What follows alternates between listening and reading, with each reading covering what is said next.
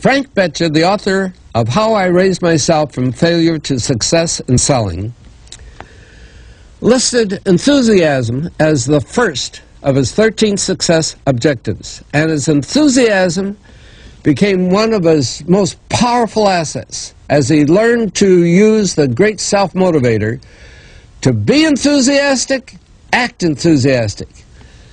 As the eminent teacher and psychologist William James has so conclusively proved, the emotions are not immediately subject to reason, but they are always immediately subject to action.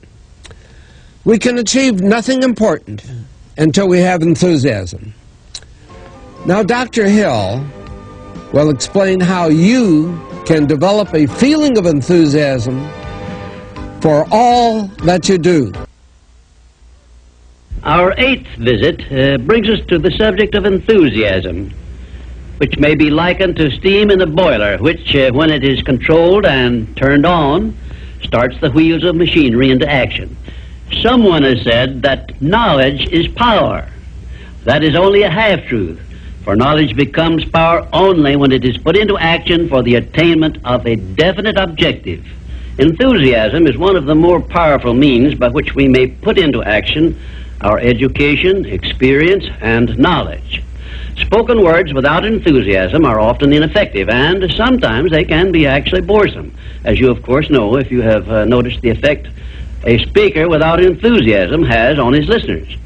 I have known lecturers to hold audiences spellbound for 2 hours, yet when members of the audience were asked to tell what the speaker had said, they could not remember.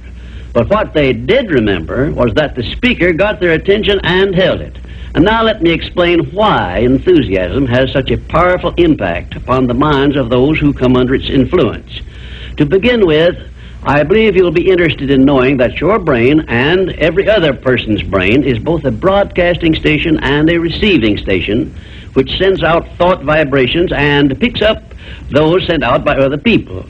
When you turn on your enthusiasm, you step up the vibrations of thoughts which go out from your brain so that they reach and affect other people more quickly. As a matter of fact, you can send out thoughts which have been so stepped up with silent enthusiasm that they will reach and influence other people to whom you direct your thoughts. This is a fact which has been known to psychologists for ages, and it is also known to most master salesmen who use this method to condition the minds of their prospective buyers before they ever talk with them. You must have observed that the enthusiasm is very contagious, that it engages the attention of those who come under its influence and causes them to respond in a similar spirit of enthusiasm. I once heard Andrew Carnegie say that if you turned loose one man who thought in terms of intense enthusiasm in an industrial plant employing thousands of people, this man's enthusiasm would very quickly reach and influence every person in the plant. And he said it made not the slightest difference whether the enthusiasm was negative or positive, constructive or destructive. Then Mr. Carnegie went on to explain that in his selection of employees for promotion to bigger jobs, the first thing he looked for was a man's capacity to express himself in terms of intense enthusiasm. He said that enthusiasm is one of the most important traits necessary for leadership. The most successful lawyers are not necessarily those who know most about the legal profession, but they are those who know how to influence courts and juries with their belief in their cases and have a great capacity for expressing themselves with enthusiasm. When you are introduced to another person, you have a marvelous opportunity to sell yourself favorably to that person by the extent of the enthusiasm you express in accepting the introduction. When you shake hands with another person, you have also a fine opportunity to make a favorable impression by the warmth of enthusiasm you put into that handshake. If there is anything which leaves me flat and unfavorably impressed when I'm introduced, it's an extended hand which feels like a piece of cold ham and acknowledges the introduction with a cold, canned, pleased to meet you, with no signs of enthusiasm back of it.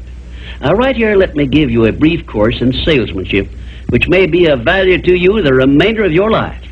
When you meet anyone on whom you wish to make a favorable impression, when it is a stranger you have not previously met or someone with whom you are already acquainted, do these things. 1, Turn on your enthusiasm and so modulate your voice with it that you definitely make the other person feel you are happy to communicate with him. 2, when you shake his hand, take a firm grip on it and give it a quick, firm squeeze at the end of each word you express in your greetings. For example, say, "How do you do? I am so very glad to meet you." Do not crush the hand, however, as I have known some people to do. 3, then, if you begin the conversation, be sure that you direct it to some subject of interest to the other person. And 4, follow through by eagerly asking questions which will keep attention focused upon the other person. Then, when you are ready to have the other person hear what you have to say about yourself or your interest or your business, he will have been prepared to listen attentively. I've often told my students of salesmanship that the best possible way for one to sell himself to others is to first sell the others to themselves. That counsel was sound when I began training salesmen over 30 years ago, and it is still sound. When I was a youngster in school, I discovered that the teachers from whom I learned most were those who expressed the greatest enthusiasm in their teaching. And I have heard an experienced doctor say that the enthusiasm he carries into the sick room with him has more to do with helping to bring about a cure than all the medicine he can prescribe. Enthusiasm is an expression of a positive mental attitude, and it has long been known to doctors that a positive mental attitude stands high on the list of influences which give one sound health. I have heard it said, for example, that only one thing causes stomach ulcers, and that is worry or a negative mental attitude. And only one thing can cure stomach ulcers, and that is a positive mental attitude. It seems that disease germs cannot live and thrive in the bloodstream of one whose mind is always positive.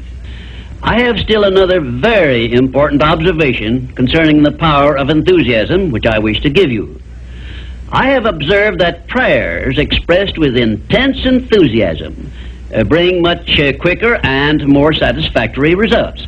Now, you can try this for yourself and be convinced. I began experimenting with this idea many years ago, and from my experiences, I gathered the information which caused me to change my method of prayer entirely. I now use the prayer I recommended to you on previous visits, with the gratifying results that I get quicker and more favorable action from my prayers than I did when I expressed them in a spirit which lacked enthusiasm. I suggest that a very practical way to begin learning to express yourself with enthusiasm will be to follow the habit of reading aloud for 10 minutes daily, putting all the enthusiasm at your command into your reading. You will be surprised in a short while at how much this will help you in speaking with enthusiasm in your ordinary conversations. I would suggest also that you adopt the habit of practicing enthusiasm in your conversations with your family and your business associates.